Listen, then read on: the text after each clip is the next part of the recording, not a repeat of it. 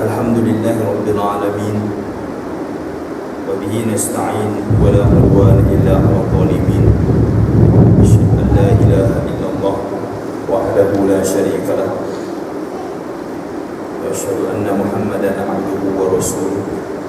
Allahumma salli wa sallim wa barik ala sayyidina Muhammad wa ala alihi wa ashabihi wa kulli man ittaba'a hudahu wahtada bihadihi wa ikhtafa bi asarihi bi ihsani ila yaumiddin. Amma ba'd.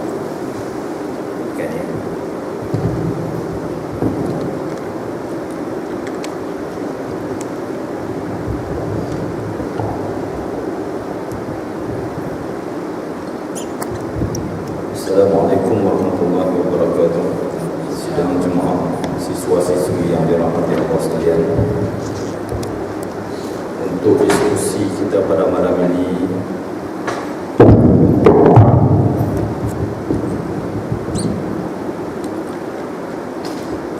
tajuk khas yang di-request untuk saya berbincang, berdiskusi dalam konteks ilmiah, iaitu berkaitan dengan polemik hudud.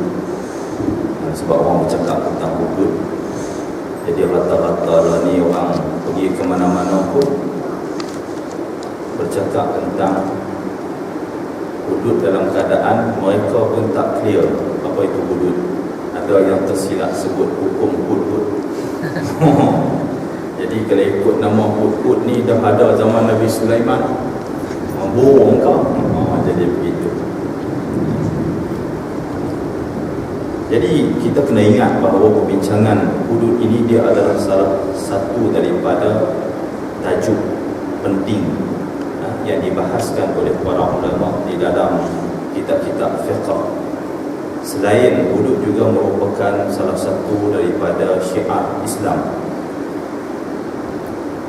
yang menjadi kewajipan hukum syarak yang telah ditaklifkan oleh Allah Subhanahu wa taala melalui wahyu nas yang jelas kepada baginda sallallahu alaihi wasallam, yang dari segi kewajipan melaksanakan perintah Allah Subhanahu wa taala ini dia sama seperti kewajipan-kewajipan lain, dengan faraid yang lain seperti sembahyangnya, zakatnya, puasanya, hajinya.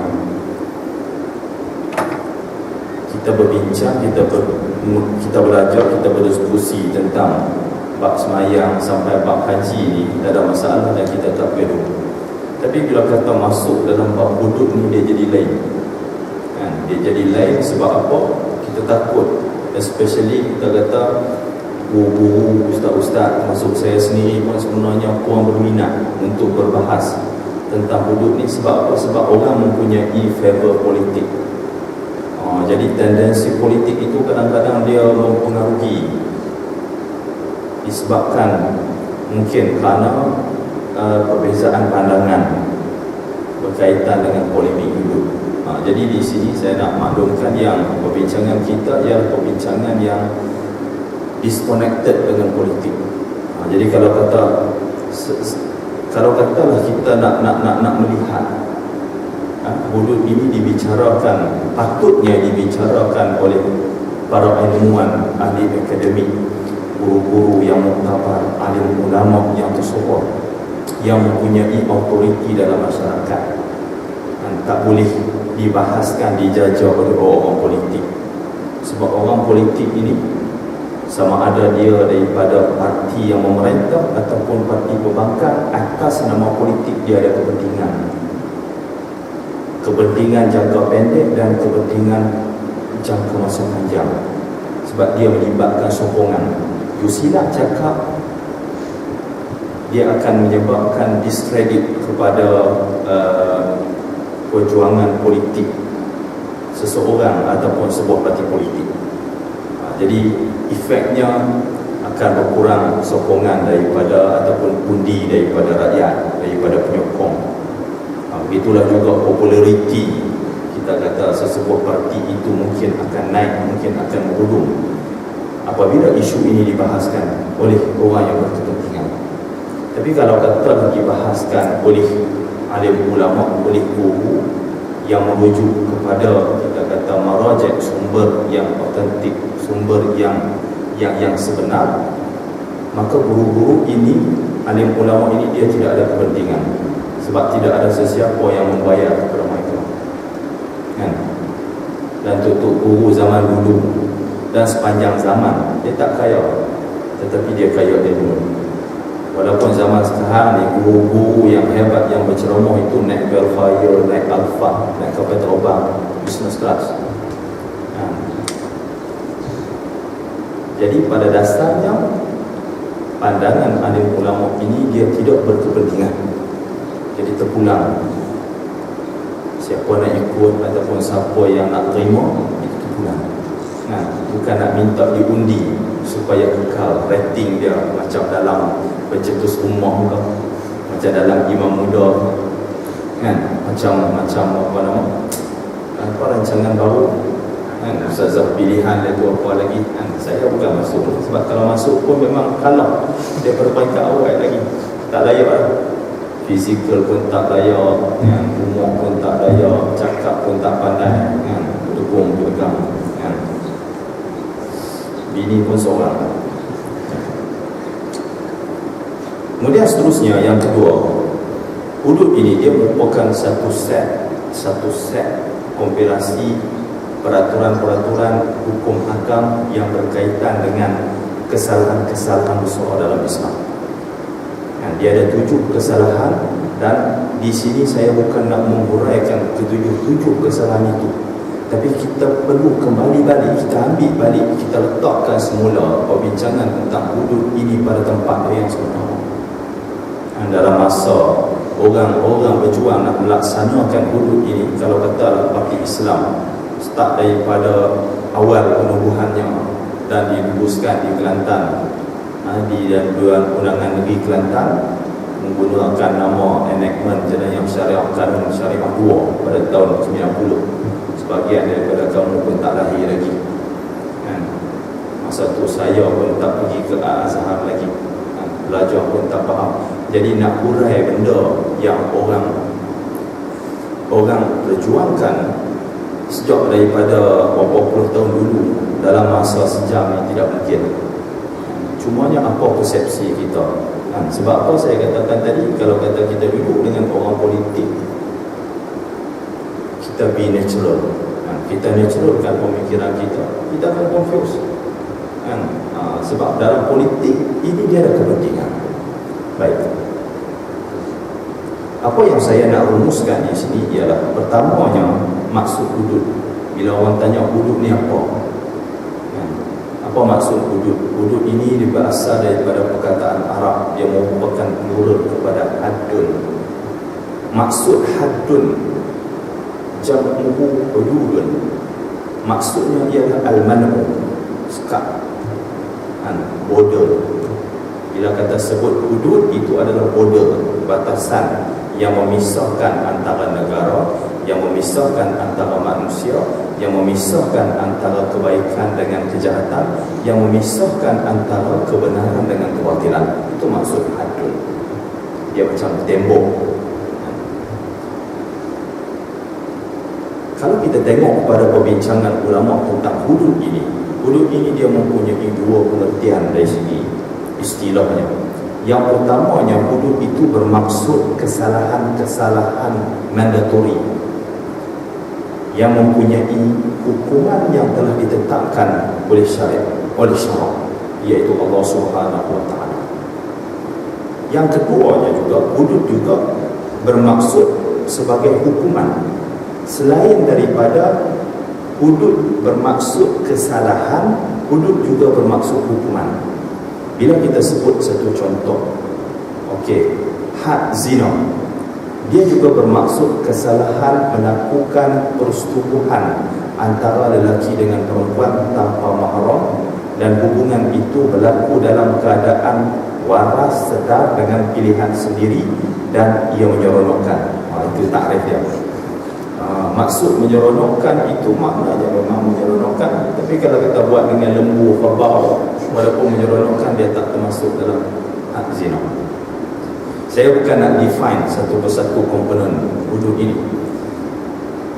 Bila sebut hadduz zina, kesalahan zina, ataupun hadduz zina itu bermaksud hukuman zina, uqubah yang ditetapkan bagi perbuatan zina, apa hukuman dia. Jadi bila kita sebut hudud, jadi kita maksudkan apa? Kita maksudkan hudud itu sebagai kesalahan-kesalahan jenayah, ataupun hudud itu sebagai hukuman bagi kesalahan-kesalahan jenayah. Whatever, kedua-dua pengertian ini sebenarnya sama dan boleh digunakan. Sama ada kita maksudkan hudud itu sebagai kesalahan ataupun hudud itu sebagai hukuman. Baik. Dari segi hukumnya, apa hukum kita melaksanakan hudud? Apakah tanggungjawab kita? Hudud ini seperti yang saya katakan tadi, dia merupakan al-wajibat, al-faraid, sya'airul Islam. Dia merupakan benda yang wajib, benda yang fardu, yang menjadi salah satu daripada syiar Islam. Benda-benda yang maksud syiar Islam ini ialah yang mana dapat memanifestasikan kepada dunia, kepada alam nyata tentang rupa sebenar Islam. Iman dia tak termasuk dalam syiar agama, sebab benda tu tak nampak, sebab iman ini dia duduk di dalam hati. Tetapi hukum hakam yang antaranya hudud itu syiar. Seperti mana azan, bila kata azan itu dia adalah syiar Islam, jadi orang tahu, oh masuk waktu semayang kan? Walaupun ada yang buat tak tahu buat kau badak kan? Especially semayang subuh, as-salatu khairun minan naum, itu syiar Islam, mengajar kita supaya tidur itu perbuatan yang tidak baik pada waktu subuh. Semayang pada waktu subuh itu lebih baik daripada tidur. Tidur ni bukan tak baik, tapi pada waktu itu syiar Islam mengatakan bahawa jangan tidur, bangun semayang. Lepas tu nak tidur mampu biarkan. Nak tidur terus sampai ke bila-bila, it's up to you kan? You nak buat apa you buat. Jadi itu syiar. Maknanya kita bersemayang, tetapi dia kena ada syiar. Berpuasa kan? Apa syiar kita berpuasa? Okey, kita pergi semayang tarawih kan? Kemudian kita bertadarus. Lepas tu habis kita berpuasa, okey, kita menyambut satu Syawal, kita keluar semayang raya. Jadi itu adalah syiar kan? Nak tunjuk bahawa hari ini tak puasa, hari ini kami nak bergembira, kami nak ghaflah hingga pada hari ini. Jadi begitu. Jadi macam itulah juga dalam Islam, pada level yang lebih besar, bila kata dia melibatkan keseluruhan masyarakat.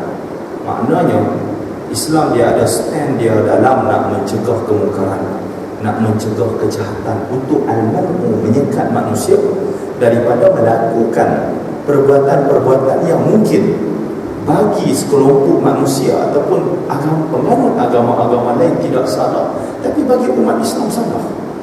Jadi hudud ini menjadi syariat, menjadi syiar, menjadi satu simbol agama, mengatakan bahawa berzina ni tak baik. Walaupun you kata zina, tapi Allah kata zina ni tak baik. Oh, seronok. Baik dia seronok untuk you, tapi dia tak seronok untuk masyarakat. Dia ganggu habis. Dia ganggu habis sentimen masyarakat. Dia ganggu di segi kemuliaan keturunan manusia. Seronok lebih kurang dalam masa 10 minit. Tetapi implikasi daripada keseronokan itu adalah keburukan sepanjang zaman.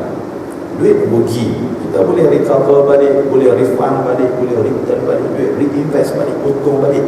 Tapi bila kata maruah kan, terputusnya nasab yang sah, ini tak boleh recover balik. Takkan kita nak ambil anak kompres saja kecil dalam perut, beranak semula sampai kahwin ni. Jadi begitu. Baik. Jadi hukumnya ialah wajib dilaksanakan, mesti dilaksanakan. Tetapi tanggungjawab untuk melaksanakan hudud itu, tanggungjawab siapa? Maka ini dikatakan oleh para ulama, dan juga berdasarkan kepada nas-nas dan daripada Al-Quran dan hadis, tanggungjawab tersebut memang menjadi tanggungjawab umat Islam. tetapi yang bertanggungjawab secara direct untuk melaksanakannya ialah waliul amr, iaitu pihak pemerintah. Pihak pemerintah itu ialah pemerintah yang paling superior, maknanya yang paling berkuasa, yang paling tinggi dalam masyarakat Islam. Siapa yang melaksanakan undang-undang hudud, hukuman hudud, kesalahan hudud pada peringkat awal, iaitu Rasulullah SAW. Kerana baginda selain daripada merupakan seorang nabi, baginda juga merupakan seorang pentadbir, pemimpin yang mentadbir sebuah negara, yang memegang kuasa eksekutif, dan baginda juga merupakan seorang qadhi. Dalam erti kata pada hari ini, baginda juga merupakan orang yang menjatuhkan hukuman keputusan. Bila kata berlaku kes apa, orang akan merujuk kepada Nabi SAW. Jadi kalau kita tengok dalam pengajian politik, dia ada 3 kuasa: kuasa eksekutif, kuasa judiciary, dan legislatif. Ketiga-tiga kuasa inilah yang bermaksud waliul amr, mereka yang berkuasa untuk membuat peruntukan, untuk menggubal undang-undang, iaitu legislatif. Mereka yang berkuasa untuk melaksanakan undang-undang itu, eksekutif. Dan mereka yang menjatuhkan, menentukan apa hukuman dan keputusan yang sesuai, iaitu judiciary, kehakiman. Jadi ketiga-tiga kuasa ini ada pada Nabi SAW. Jadi hudud duduk dalam kategori ini. Maknanya Nabi menyampaikan hudud itu sebagai satu kewajipan, sebagai satu undang-undang. Nabi melaksanakan sekiranya berlaku kesalahan, apabila berlaku kes curi seorang perempuan daripada Bani Makhzum. Jadi mereka ni merayu kepada Rasulullah SAW dalam kes curi, merayu kepada baginda supaya hukuman potong tangan itu di skip dan diganti dengan hukuman lain. Mereka meminta Usamah bin Zaid berjumpa dengan Rasulullah, sebab Nabi ini dia sayang kepada Usamah. Usamah merupakan cucu anak angkat Nabi, sebab bapa dia Zaid bin Harisah itu adalah merupakan anak angkat Nabi. Nabi tak ada anak lagi pada masa itu, tak ada anak lelaki besar yang hidup seperti Zaid. Jadi bila kata dapat anak, iaitu Usamah ni disayangi oleh baginda SAW. Jadi pokok ni pergi jumpa Usamah supaya Usamah bercakap dengan Nabi, sebab nak minta kepada Nabi ni, tolonglah ala bapa kupang sangat. Orang kata apa benda yang dicuri itu boleh bayar. Jadi Rasulullah menegaskan, wallahi law anna Fatimah bint Muhammadin sarqat laqattu yadaha. Jadi Nabi kata, kalaulah Fatimah bin Muhammad, iaitu anak dia, yang mencuri, laqattu yadaha, bukan potong tangan. Kalau anak aku pun aku boleh potong, tambahlah tangan orang perempuan dia. Jadi Nabi mempunyai kuasa untuk melaksanakan itu.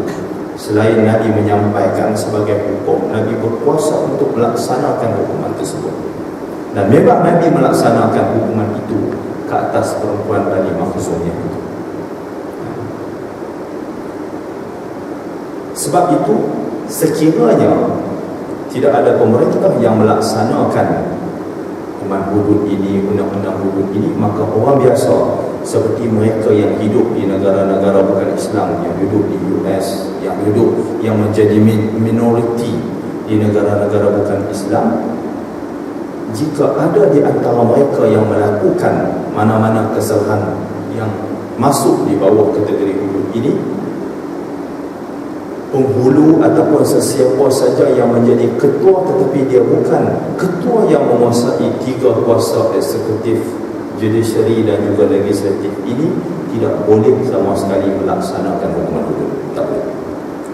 Kita tengok student UiTM tiba-tiba tangkap tengah duduk berstudy group, silang jantina dalam kereta, dalam bilik.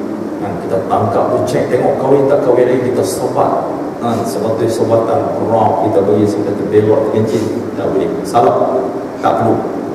Habis itu macam mana ni kami nak melaksanakan hudud? Tak perlu. Jadi kata ulama, kenapa? Kerana tanggungjawab melaksanakan itu adalah waliul amr.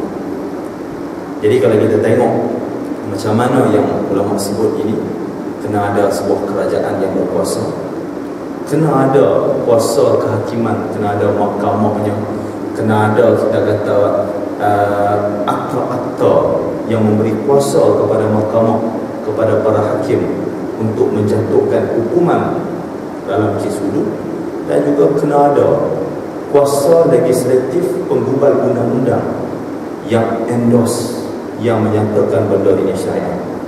Maknanya dalam konteks hari ini, nak melaksanakan hudud itu kena ada 3 kuasa ni. Tak boleh kalau kata tak ada salah satu. Maknanya dari segi member of parliamentnya kena luluskan hudud. Kemudian kuasa eksekutif kena melaksanakannya, dan juga para sarana dari segi mahkamahnya, dari segi prosedur tata cara undang-undang yang sesuai, kena ada penjaranya, kena ditentukan alatnya, dia punya instrumen untuk sebatannya, semua kena benda tu dah clear baru boleh dilaksanakan dulu. Jadi itu konsep, general konsep yang diberikan oleh para ulama. Maknanya sekiranya tidak ada kita kata macam pada hari ini, kita pergi ke mana-mana, hatta di Mesir sendiri ada Universiti Al-Azhar yang majoriti penduduknya beragama Islam pun tidak melaksanakan hudud. Maka ulama-ulama Azhar tak boleh tangkap student dia yang melakukan kesalahan curi, bunuh, zina, apakah, melaksanakan hukuman hudud, tak boleh. Jadi apa yang perlu ialah kata ulama, mereka yang melakukan kesalahan itu pada waktu hukuman hudud tidak ada dan tidak dilaksanakan, mereka harus bertaubat kepada Allah Subhanahu wa taala dengan sebenar-benar taubat, dan mereka memohon keampunan kepada Allah. Moga mereka terlepas daripada hukuman tersebut apabila dihisab dan dibicarakan untuk kali yang kedua di hadapan Allah Subhanahu wa taala. Jadi hudud itu adalah merupakan kafarah kata ulama, untuk meringankan kita kata beban yang ditanggung akibat dosa melakukan kesalahan tersebut. Okey. Terdapat 7 jenis kesalahan ataupun kita kata perbuatan kesalahan jenayah mandatori yang dikategorikan sebagai hudud. Ada ulama yang kata 6. Yang pertamanya ialah hadduz zina, had zina. Yang keduanya ialah hadduz sariqah, had mencuri. Hukuman mencuri, hudud mencuri, mencuri barang. Okay, kita dengar di sini mencuri zina ni mudah, tapi sebenarnya dalam kes zina, nak mengisbatkan zina ini, dia ada syarat dia. Syarat lelaki yang berzina, syarat perempuan yang berzina, syarat yang perlu dipenuhi pada perbuatan zina tu. Dia tak gesek-gesek, senerik, belaga, aksiden, kemek sikit, tak berlaku apa-apa, tak ada apa. Jadi dia kena kategori lain. Kemudian dari segi pembuktian dalam kes zina ini berat, sebab dia melibatkan maruah. Jadi perlu kepada 4 orang saksi. Orang bertanya, kalau tak cukup 4 orang saksi, tapi kita ada bukti-bukti lain, kita ada bukti DNA, kita ada gambar, kita ada rakaman audio, visual, rakaman CCTV, kita ada apa lagi, kan? Habis dengan hak infrared teropong tu kita nampak apa semua. Jadi hak tu boleh guna tak untuk nak mengganti ke tempat 4 saksi bagi mensabitkan kesalahan zina. Juga berlaku khilaf di kalangan ulama. Bukti-bukti lain selain daripada 4 orang saksi ini disebut qarinah, ataupun dalam bahasa undang-undangnya dia sebut circumstantial evidence, bukti-bukti keadaan semasa. Ada ulama yang terima, ada ulama tak terima. Jadi sampai ke hari ini ada ulama tak terima, ada ulama terima. Ulama yang tak terima, dia kata bukti-bukti lain itu can be created, can be manipulated, kecuali 4 orang saksi. 4 orang saksi itu pula kena tengok saksi yang sangat adil, yang fasik, yang bukan fasik, yang boleh dipercayai. Kalau saksi itu tak semayang, saksi itu minum arak, berjudi, bercakap bohong, jadi walaupun ada 4 orang saksi tak boleh juga. Tapi ulama yang kata boleh, seperti Ibn Qayyim rahimahullah, dia kata punca syarak letak 4 orang saksi ni apa? Sebab nak mensabitkan pembuktian itu dengan yakin. Tapi sekiranya ada kaedah-kaedah lain, mekanisme lain yang dapat membuktikan secara yakin, seperti DNA sebagai contoh, yang kadar ketepatannya 99.9% DNA ni, sebab manusia Tuhan bagi kat dia DNA seorang untuk setiap manusia. Dia tak boleh share DNA. Ambil DNA saya, bulu hidung saya cek, dia takkan sama dengan Ustaz Zamri. Dia mesti tak boleh sama. Dia ada 3, 5 dia punya ciri dia tu yang membezakan dalam DNA tu. Kalau nak lebih lanjut, pergilah ambil subjek patologi jenayah. Subjek patologi jenayah ni, cerita bagi dalam kes rogol misalnya, minta maaf orang perempuan, macam mana kes rogol ni biasanya orang perempuan yang nak ajak orang lelaki kan. Seorang perempuan tu dia mengaku kata dia dirogol. Jadi pihak polis macam geng CSI, forensik ni, dia akan cek, dia akan tengok.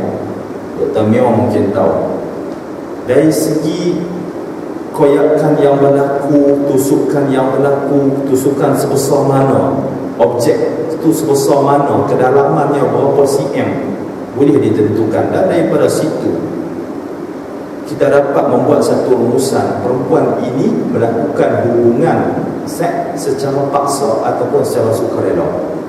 Dia lain macam mana ya, contoh kita kata macam ketah tu kan, ketah rumah Jepun, tahu tak rumah Jepun kan? Rumah Jepun kan ketah kan, kita tusuk slow-slow itu dia bulat elok saja. Tapi kalau kita buat tersatuk tak, dia crack, ketah tu jadi crack. Jadi kaedah orang kata apa, cara berlakunya tusukan itu juga dia dapat diketahui kan. Jadi ini adalah salah satu daripada bentuk qarinah. Jadi para ulama mengatakan sekiranya tak ada 4 orang saksi dan daripada kita kata hasil forensik dapat membuktikan yang perempuan itu dirogol, ada pula kesan semen ataupun sperma lelaki, bila dicek memang confirm yang siapa-siapa punya dan orang si A memang confirm, mana boleh pilih duduk tentu. Walaupun tak ada 4 orang saksi, sebahagian ulama termasuk fuqaha Malikiyah, mereka mengatakan boleh kita mensabitkan zina. Tapi yang jadi masalahnya ialah sebab apa? Kita takut kepada kejujuran manusia kan? Pegawai penyiasat itu sebenarnya kita takut dia merosakkan dia panggil kualiti bukti itu. Sebab kamu tak tahu dia ambil rambut kamu pun pitak kita kata dalam baju perempuan tu ke, mana kita tak tahu. Jadi itu yang menjadi perbahasan ulama sebenarnya, sukar pada keseluruhannya untuk nak mensabitkan kesalahan zina.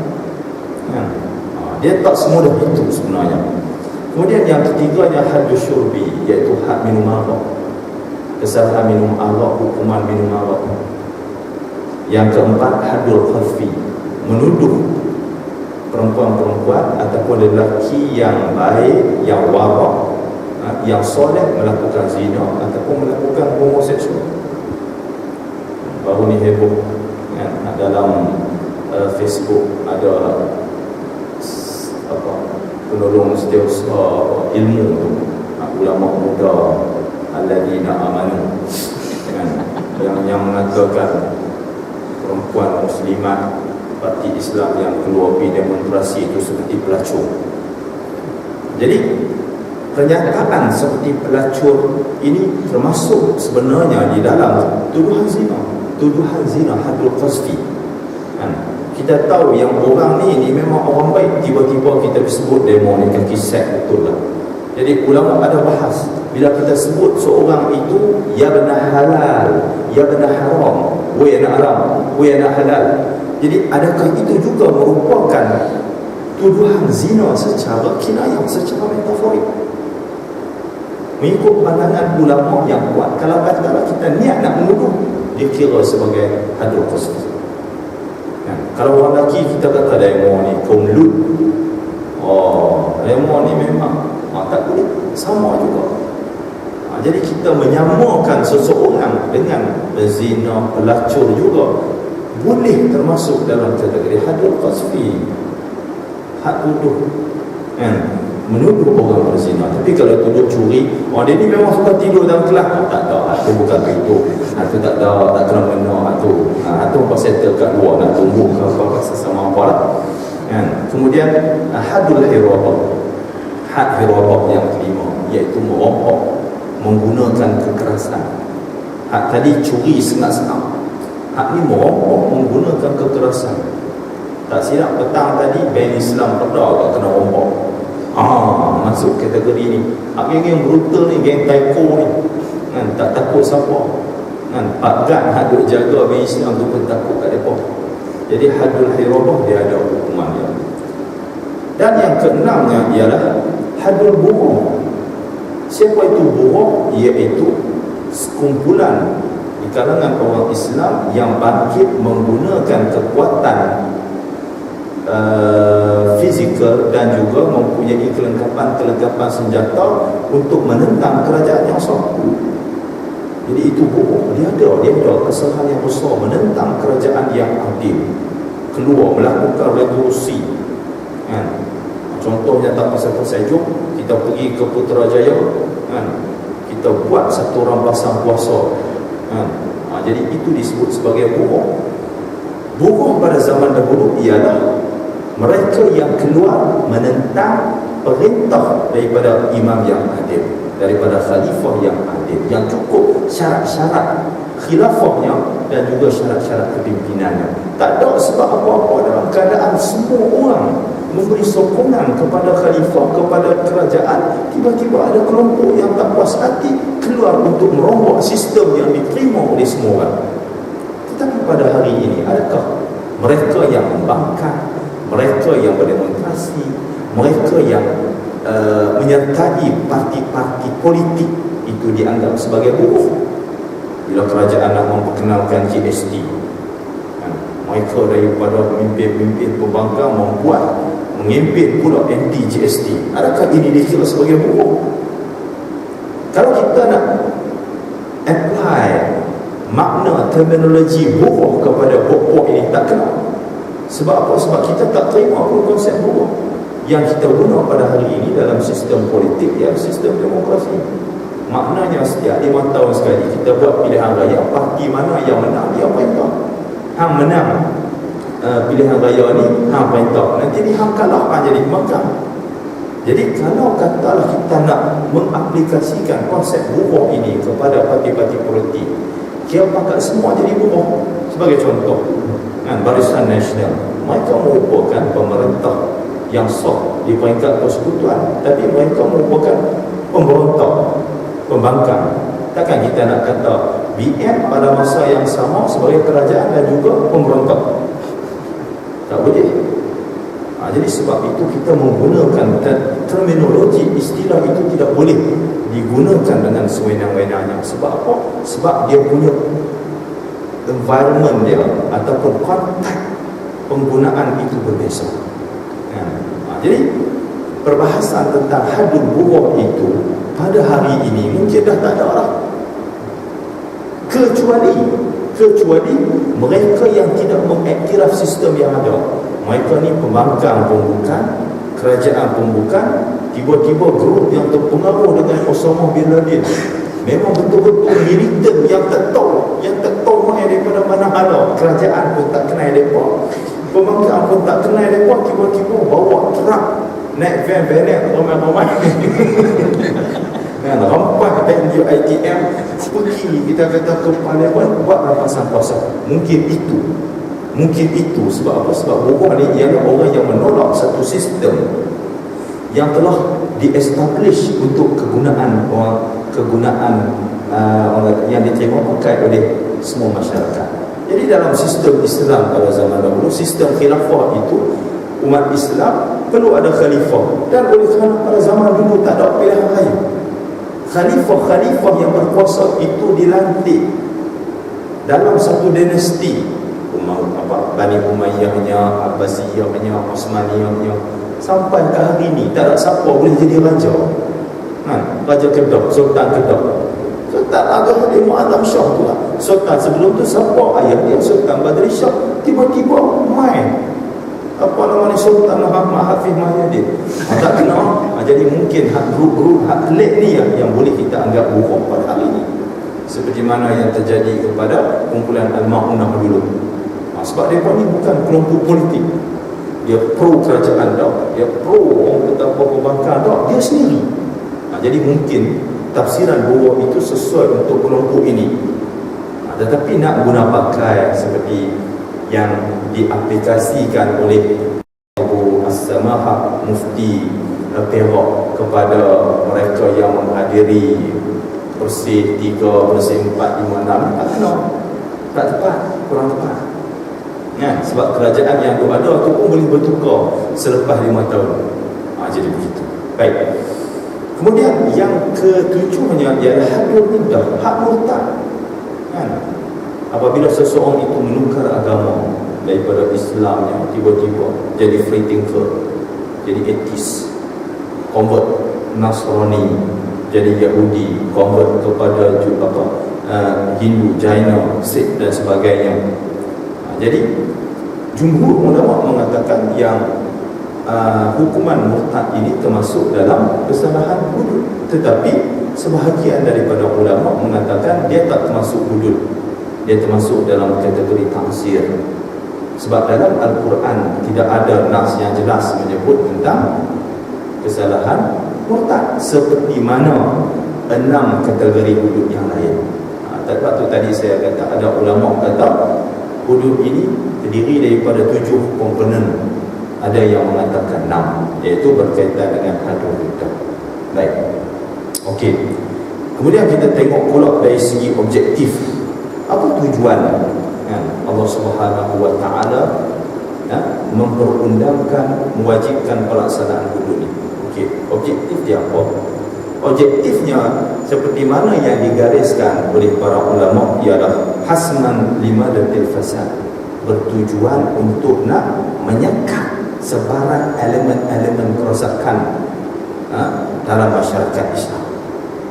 Maknanya hak mana perbuatan-perbuatan mungkar yang boleh merosakkan fikiran masyarakat, seperti minum arak, merosakkan maruah diri warga masyarakat, seperti tuduhan zina, dan juga merosakkan institusi kekeluargaan dalam masyarakat, seperti hukuman zina, menimbulkan ketakutan kepada masyarakat, seperti hadul hira, yang kena rompak bank Islam.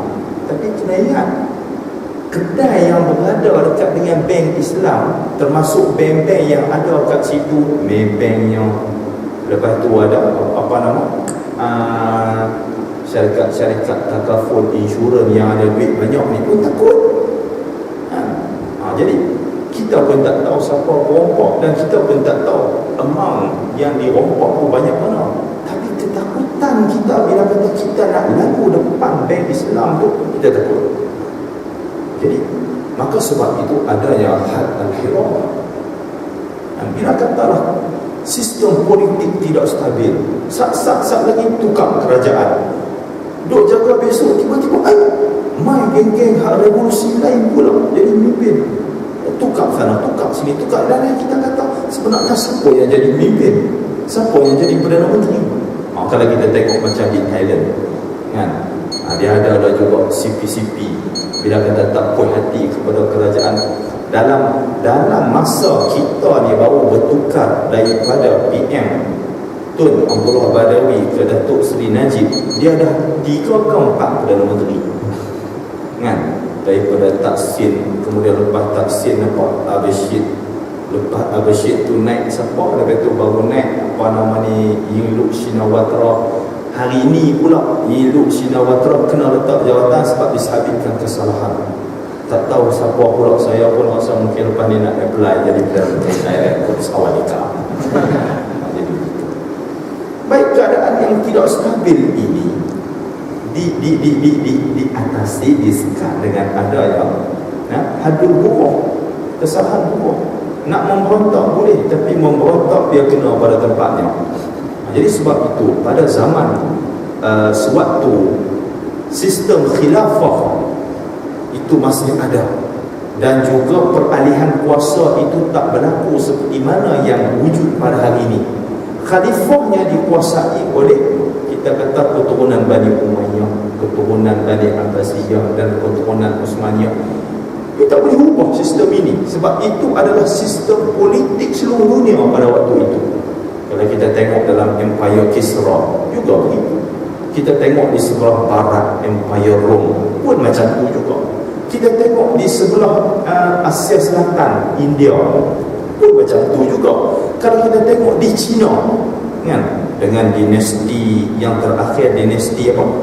Dinasti saya, dia banyak sangat dinasti ni kan. Dinasti mula-mula yang kita ingat masa zaman Islam masuk, dinasti Ming, dinasti Yuan, dinasti Qing, kemudian sampailah ke zaman Manchuria lah kan.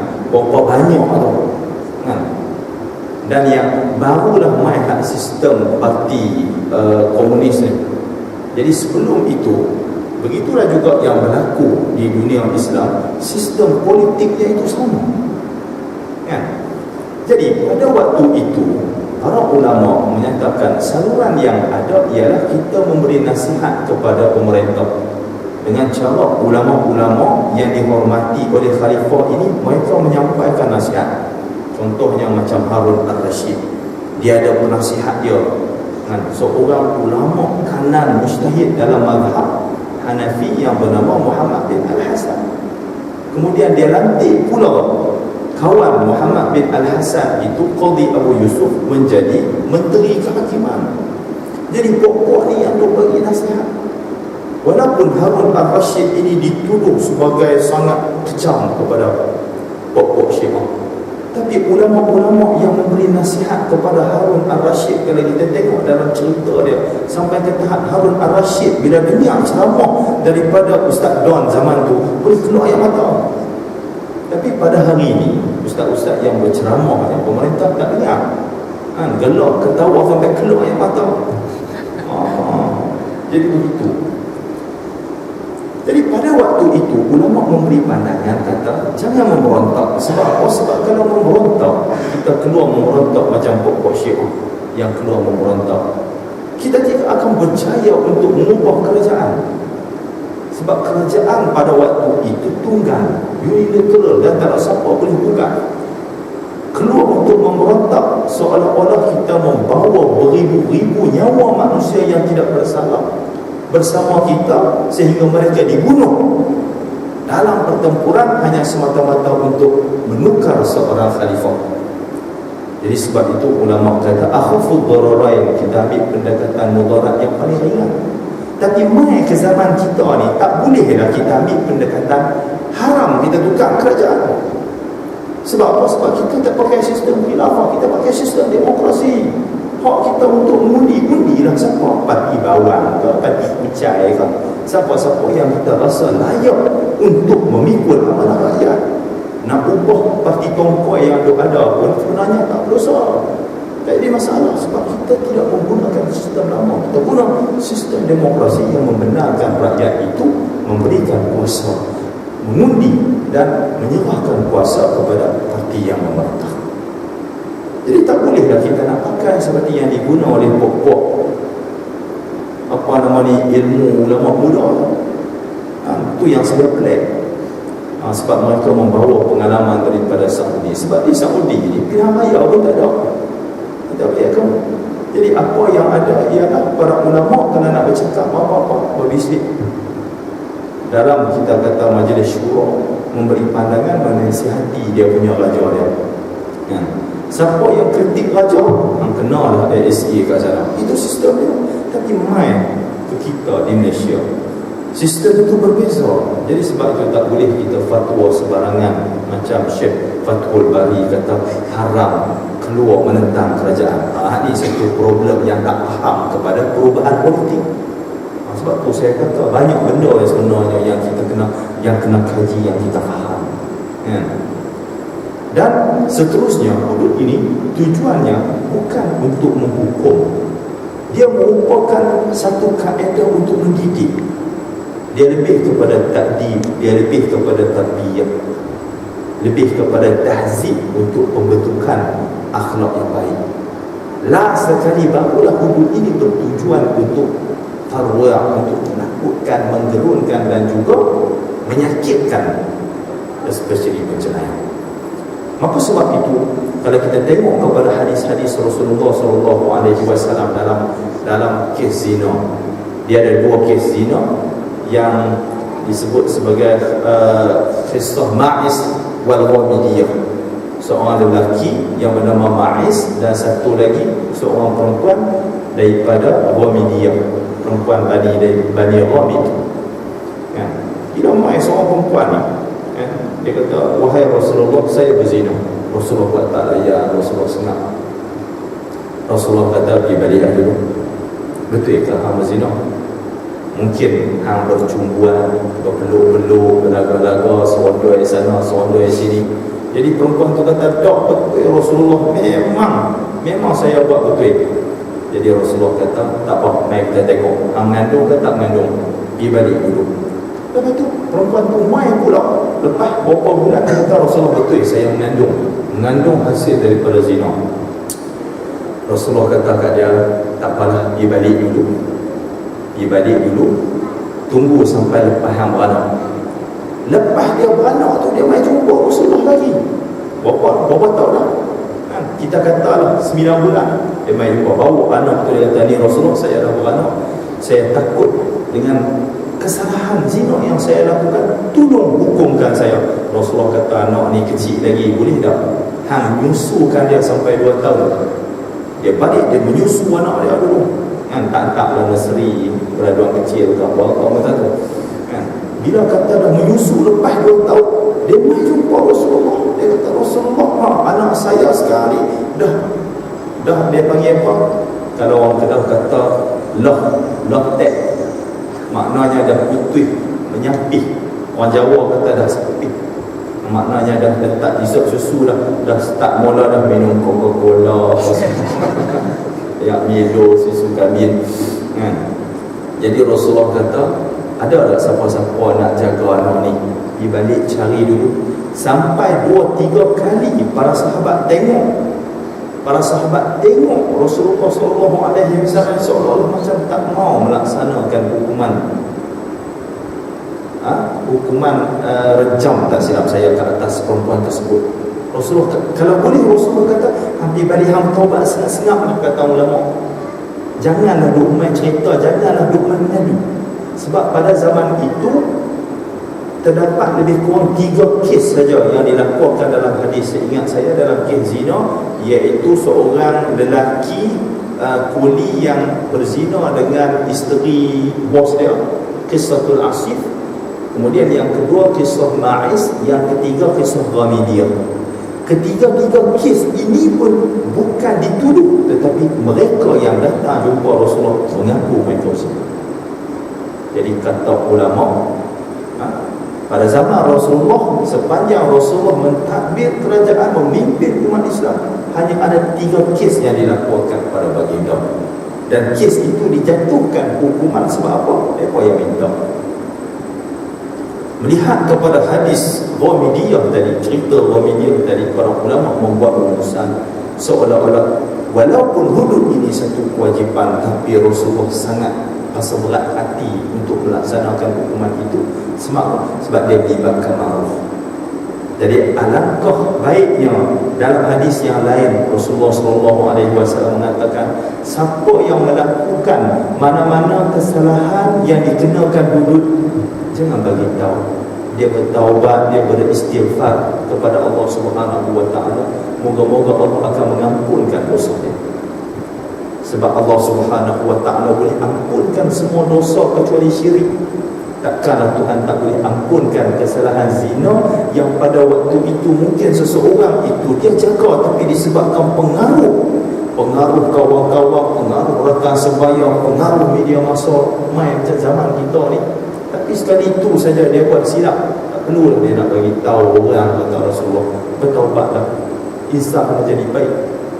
Oh, ini sampai 100 kali dia buat benda yang sama saya insaf, esok buat lagi, oh sedap. Lepas tu insaf, ni yang patut kena hukuman. Jadi begitu. Kes mencuri hanya berlaku dua, iaitu pencuri Rida Safwan, bukan Ustaz Safwan, Rida Safwan. Yang keduanya ialah kes hak perempuan Bani Makhzum yang datang kecek Rasulullah melalui Usamah bin Zaid.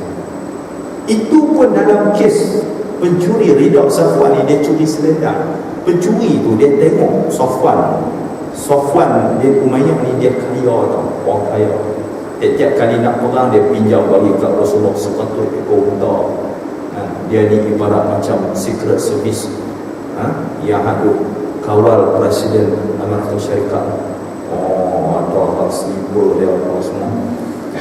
Jadi masa Safwan pergi semayang, tak siap saya, kawan ni dia curi masa Safwan tu pergi mana tak tahu, dia ambil. Kemudian lelaki ini ditangkap. Bila ditangkap, kemudian dijatuhkan hukuman. Sewaktu dijatuhkan hukuman, sebab memang sabit yang lelaki ini bersalah, tiba-tiba Safwan kata, Allahu Akbar, takkanlah kerana sehelai selendang saya tu lelaki ni kena potong tangan. Kalau macam tu saya halal Rasulullah. Kalau tahu teruk sampai tu halal. Rasulullah kata, Safwan, bila kata kes dah sampai kepada kami bicara dan sabit kesalahan, dan kesalahan itu telah dijatuhkan, kena potong tangan. Kalau nak halal, nak tarik balik pendakwaannya, buat sebelum keputusan dijatuhkan. Safwan kata, ya Allah, dia pula yang susah hati. Jadi daripada kes-kes ini, para ulama membuat rumusan bahawa hudud ini adalah merupakan satu step yang terakhir sekali untuk menyekat, mendidik umat Islam ini supaya tidak melakukan perbuatan-perbuatan ceraya. Kalau kita tengok daripada situ. Dan yang ketiganya ialah tujuan hukuman ini, tujuan kesalahan ini ialah untuk memberi keadilan kepada masyarakat. Kita jangan bandingkan tujuh kategori kesalahan hudud ini dengan kita kata undang-undang yang telah dilaksanakan pada hari ini, yang dah establish, dah yang kukuh dan juga mantap. It's not fair kalau katalah kita bandingkan seperti itu. Tapi kalau kita tengok pada zaman Rasulullah SAW, 7 kesalahan adalah merupakan wabak, adalah merupakan virus yang merosakkan sesebuah tamadun Rom, rosak, musnah. Kerana apa? Kerana kezaliman pemerintah, kerana zina, kerana awak, kerana tuduhan-tuduhan palsu yang merosakkan rumah tangga seseorang. Apabila dia menuduh isteri kawan itu berzina, kan dalam apa nama ayat sihir, macam mana wattaba'u ma tatlu syayatinu ala mulki Sulaiman. Allah memuji Bani Israel pada zaman Nabi Nabi Sulaiman itu dengan sihir. Turun 2 orang malaikat yang bernama Harut dan Marut di Babylon. Mereka mengajar sihir, tapi mereka bagi tahu innama nahnu fitnatun fala takfur. Allah nak uji mereka. Ni kami nak ajar magic. Magic macam Harry Potter. Kamu nak belajar boleh, tapi kamu kena ingat bahawa ilmu ini adalah fitnah. Fala takfur, jangan sampai kamu kufur. Black magic, white magic, dia magic, tapi dia jadi black magic. Dan dia ada white magic, ada magic baik, ada magic jahat. Magic jahat ni mereka buat apa? فَيَتَعَلَّمُونَ مِنْهُمَا مَا يُفَرِّقُونَ بِهِ بَيْنَ الْمَرْءِ وَزَوْجِهِ. Mereka belajar sihir itu, kemudian mereka buat sampai ke peringkat cerai-berai antara kita kata suami dan isteri. Jadi termasuk dalam cerai-berai suami isteri menggunakan sihir ini ialah dia tuduh isteri hang berzina. Dia ambil kain kawan ni pergi letak kat isteri dia, ambil kain isteri dia pergi letak kat rumah kawan tu. Jadi maknanya tuduhan-tuduhan zina yang merosakkan rumah tangga sama ada melalui sihir, santau ke apa pada waktu itu bukan satu kesalahan. Kan? Jadi pembunuhan kan, pada zaman kita kata di luar daripada tamadun Islam bukan satu kesalahan. Kan? Kemudian apa dia lagi? You nak murtad, you nak minum arak, tak ada masalah, boleh minum, sedangkan benda itu memudaratkan. Jadi bila kata mai pada zaman Islam, Allah Subhanahu Wa Taala nak orang Islam ini menegakkan keadilan, mengembalikan semula keadilan kepada masyarakat. Orang yang dirampas hartanya secara rombakan perlu ada pembelaan. Kalau tidak mereka akan terlepas. Sebelum perompak kena tangkap entah berapa ratus juta bilion dia kepahan. Ya. Perompak perlu dihukum. Sebab apa? Untuk menjaga kebajikan rakyat, kebajikan bangsa. Perempuan-perempuan, orang perempuan ni dia hebat terang mana. Hatta di dalam Islam, di negara Islam sendiri pun, di Saudi sendiri pun tidak terbela. Bawa kereta kena saman. Sebab apa? Bawa kereta ada lesen kena saman. Sebab haram berdosa. Ya, sebab zaman Nabi tak ada punya teruk. Tapi naik kereta orang perempuan boleh, tapi syarat kena ada mahram. Tak boleh bawa kancik seorang-seorang, tiba-tiba JB je tahan. Sebab apa? Orang perempuan atas kesalahan memandu kereta tanpa mahram. Itu di bumi yang ada Kaabah, yang ada Masjidil Haram dan juga ada Masjid Nabawi, dan di dasarnya itu ada ribuan kita kata jasad kubur para sahabat, dan tadi pun teruk sampai teratur. Tambahlah kita kata kalau dia duduk dalam negara-negara bukan Islam, jadi perlu ada pembelaan. Berapa banyak orang yang dibunuh, dicederakan oleh orang yang minum arak, naik unta, mabuk, langgar anak siapa-siapa pada zaman tu.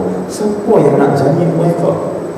Walaupun mungkin nyawa mereka yang jadi mangsa disebabkan perbuatan orang yang mabuk itu tak terbela, tapi sekurang-kurangnya orang yang minum arak itu kena hukuman supaya lepas ni hati-hati. Jadi itu maksud keadilan yang nak ditegakkan oleh Allah. Kan? Jadi konsep keadilan ini yang difahami oleh kita kata sebahagian mufakir pada hari ini, dalam keadaan ada era masa ini, dalam keadaan kita kata kebanyakan negara-negara dunia pada hari ini, termasuk negara-negara Islam yang mana sistem kehakimannya menggunakan kehakiman penjajah. Kita guna British law, kita guna Indian law, kita campur, kita mengikut siapa yang jajah kita. Macam Indonesia dia guna undang-undang Belanda, Mesir dia guna undang-undang Perancis, kemudian Libya dia menggunakan undang-undang Perancis, sebelah Algeria, Maghribi semua dia ambil undang-undang Perancis. Jadi kita ikut siapa yang jajah kita. Dan oleh kerana itu, prasarana mahkamahnya, panel courtnya, akta-akta yang digubal itu adalah untuk nak mendukung sistem yang ada.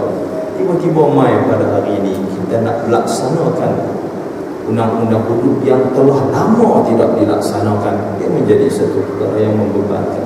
Maknanya you nak kena start balik daripada mula. Kuasa eksekutif kena sokong, kuasa kehakiman kena sokong, kuasa legislatif penggubal undang-undang kena sokong, baru boleh dilaksanakan. Jadi sebab itu tanggungjawab untuk melaksanakan kita kata keadilan dalam Islam ini adalah tanggungjawab pemerintah, tanggungjawab wali amr. Maka sebab itu sebahagian mufakir seperti Rashid Abban Nawshi dia kata kita tak boleh tolak, kita tak boleh menafikan realiti ini. Sebab dia bercakap dalam konteks Parti Nahdah di Tunisia pada waktu itu tidak ada ruang untuk menguasai kerajaan sebelum berlaku Arab Spring. Jadi gerakan Islam terpaksa menerima hakikat bahawa sistem politik, sistem kehakiman, sistem undang-undang dan segala seperti sistem yang dilaksanakan di negara mereka itu bukan sistem Islam, tapi sistem yang diadaptasi daripada penjajah. Tapi dia kata ada di antara sistem-sistem ini yang baik, kan? Ada yang baik, ada yang tidak baik, ada yang boleh menjamin keadilan walaupun dia bukan daripada umat Islam, walaupun dia bukan daripada undang-undang Islam. Maka sebab itu kata Rashid Al-Ghanaushi, dia kata dalam konteks hari ini, kamu jangan salah faham lah. Tadi kamu kata ustaz ni sekular ke apa. Dalam konteks hari ini, menegakkan sebuah kerajaan yang mungkin sekular disebabkan sistemnya tu banyak sekular, tetapi kerajaan itu adil, kerajaan itu dapat melaksanakan program-program kebajikan kepada rakyat. Kerajaan ini amat hampir kepada sistem pemerintahan dan sistem politik Islam seperti yang diamalkan pada zaman Rasulullah Khulafaur Rasyidin. Walaupun tidak boleh dilaksanakan kesemuanya, walaupun mungkin tidak boleh melaksanakan hudud sebagai contohnya. Sebab apa? Sebab tak boleh nak come up dengan sistem yang tak teli, tak boleh nak letak ke mana. Kalau katalah ada mana-mana sistem undang-undang yang ada itu boleh menjamin keadilan, kita pertahankan itu buat sementara waktu. Sebab dia kata apa? Saya tertarik pada tahun 99. Jadi saya mengkaji pemikiran Rashid Al-Ghanaushi. Dia seorang yang mufakir, seorang yang mempunyai pengetahuan agama yang hebat, walaupun dia bukan daripada pengajian Islam. Dia bukan ustaz, tapi dia mufakir, kan? Dia orang yang memberi idea dan orang yang mengkaji realiti perjuangan umat Islam di sana, dan pandangannya itu boleh kita sesuaikan di Malaysia. Apa yang dia kata? Dia kata kita mengambil kira contohnya macam Nabi Yusuf. Apabila Nabi Yusuf dia berada di Mesir, sistem pemerintahan pada waktu itu sistem pemerintahan macam semi Fir'aun.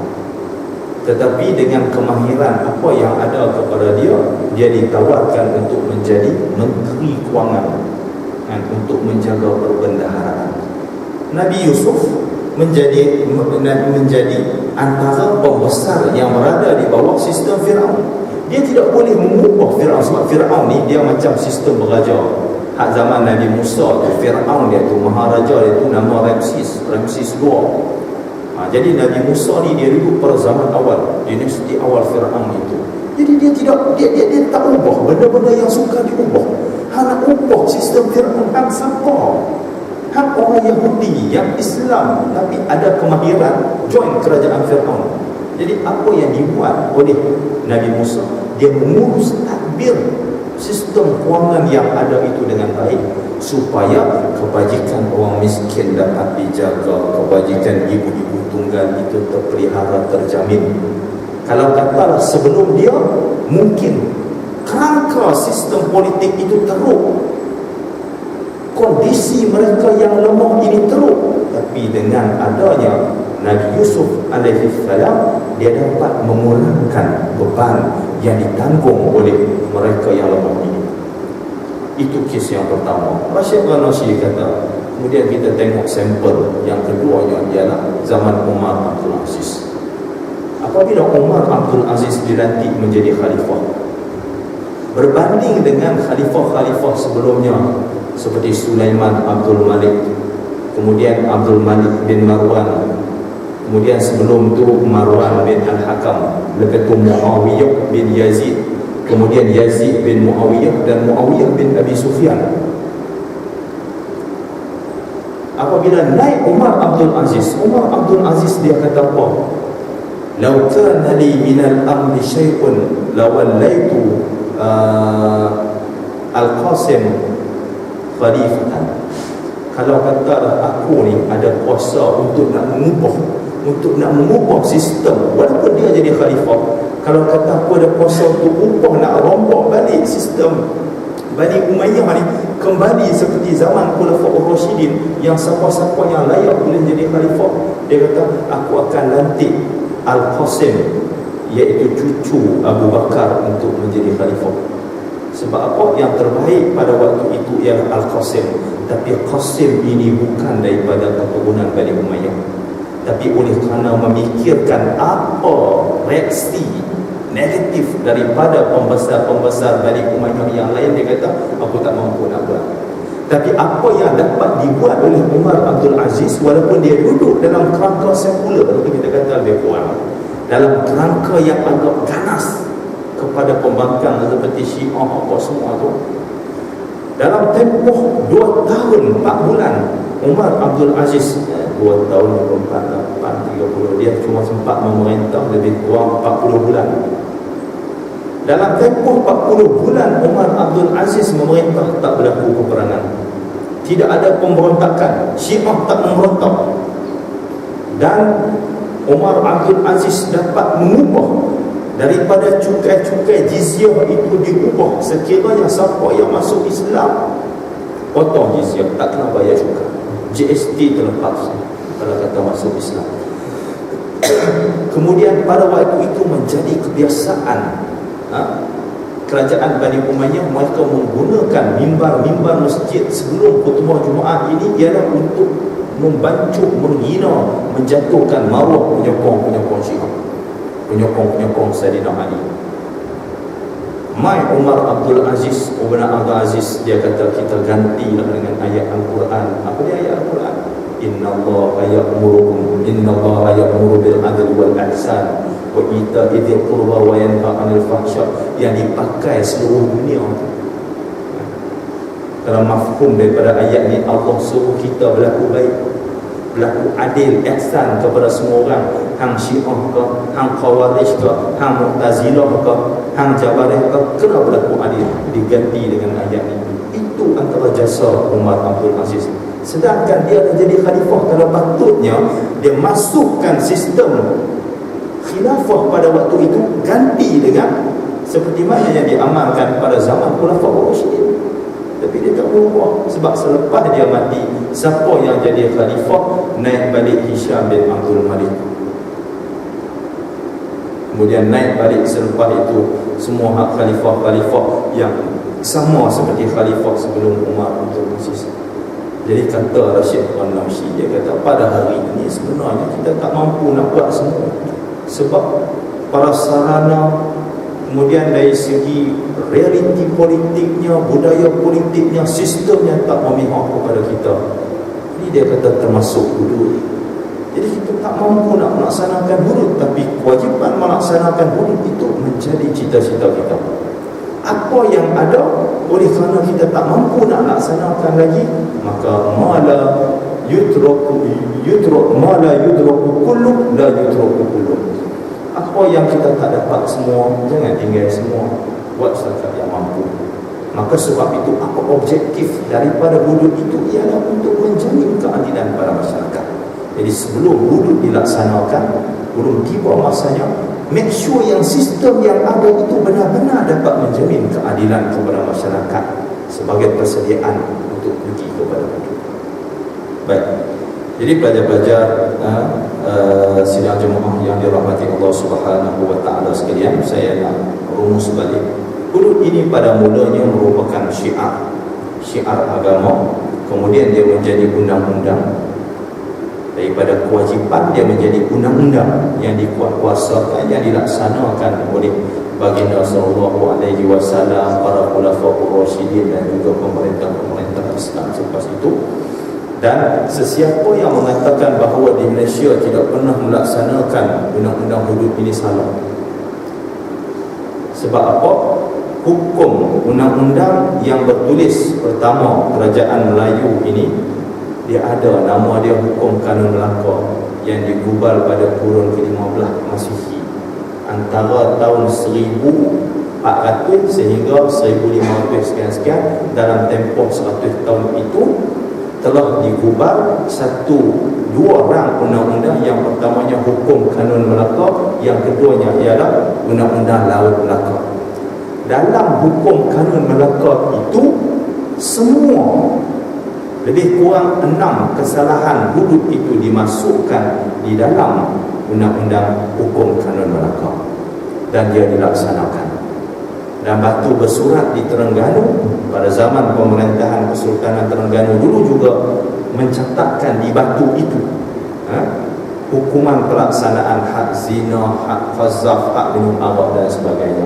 Jadi jahil bodoh bangang sangatlah kalau kata ada pemimpin-pemimpin yang mengatakan kalau benar hudud itu adil, pasal apa kerajaan Melayu Islam Melaka dulu tak melaksanakannya? Silap, pernah dilaksanakan. Tapi sistem perundangan Islam ini dirosakkan apabila datangnya kita kata penjajah, datangnya Portugis, datangnya Belanda yang dahsyat sekali merosakkan sistem undang-undang Islam di Malaysia era British.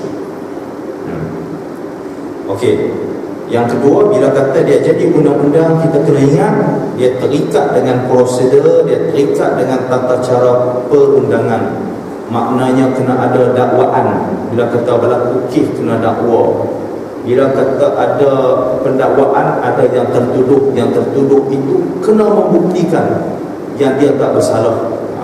Itu dia. Maknanya kena ada kaedah pembuktian yang mana semua ini prosedurnya itu dibicarakan di mahkamah. Jadi kalau kita tengok pada hari ini sistem mahkamah kita tak menyokong, tak support, sebab kita ada mahkamah syariah dan juga mahkamah sivil. Jadi kedudukannya terpisah. Undang-undang kita hanya memberi kuasa, bidang kuasa mahkamah syariah hanya membenarkan. Dia panggil 365 kan, RM3,000 3 tahun penjara, 6,000 apa nama ni denda maksimum, 5 tahun penjara. 5 Allahu Akbar, 365 3 tahun penjara, 6,000 ringgit, kemudian 5 sebatan. Dan daripada 3 hukuman ini kita tak pernah pakai sebatan. Sebab apa? Sebab kita tak ada penjara khas untuk syariah. Kan dulu ada kes seorang perempuan minum arak di Pahang, mahkamah syariah mensabitkan kesalahan dan dia perlu disebat, dan sampai sekarang tak perlu disebat dan tak sebab tak ada tempat nak sebat dan tak ada rawatan yang sesuai untuk hukuman syariah. Itu jadi masalah. Dan apa yang ada ialah denda, penjara pun tak ada. Itu yang jadi masalah kita di Malaysia. So kita nak laksanakan macam mana? Bila kata benda yang wajib tapi nak laksana tak boleh, maka kita kembalilah seperti hukum semayang, hukum puasa, hukum zakat. Kalau kata kita tak boleh semayang berdiri, kita semayang duduk. Kalau kita tak boleh semayang duduk, kita kena semayang berbaring. Kalau katalah kita gastrik, sakit perut, kita tak perlu puasa, tapi puasa kena ganti. Haji wajib, betul, tapi berapa orang boleh pergi buat haji? Duit tak ada. Ataupun kena daftar dengan tabung haji, nak tunggu giliran mati. Kita berdosa atau tak berdosa? Tak berdosa. Sebab itu sistem. Zakat memang wajib, aqimus salat wa atuz zakat, tapi berapa orang yang bayar zakat? Sebab apa? Sebab tak cukup haul satu. Kemudian yang keduanya tak cukup nisab. Ada pendapatan, tapi pendapatan tak cukup nisab, tak cukup garis yang melayakkan dia kena bayar zakat. Jadi bila pun ada pendapatan, zakat tu wajib, dia tak wajib untuk dia. Untuk orang yang kaya kena bayar zakat.